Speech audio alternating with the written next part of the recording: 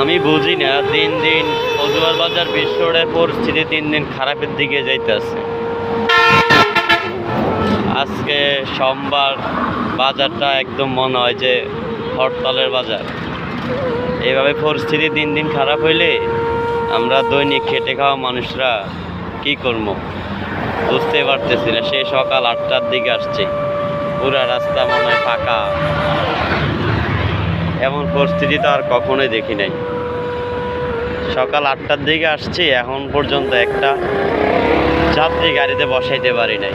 এরকম পরিস্থিতি হলে আমরা গরিব মানুষরা কই জায়গা দাঁড়াবো?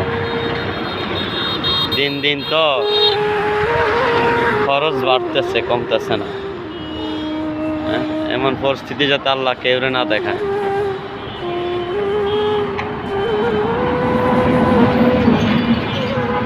এমন হলে আমরা দিনে খেয়ে কাটা মানুষের কি অবস্থা হবে, কি পরিণতি হইবে, কাউরে বুঝে দেওয়া পারতেছি না যে কি পরিস্থিতি চলতেছে।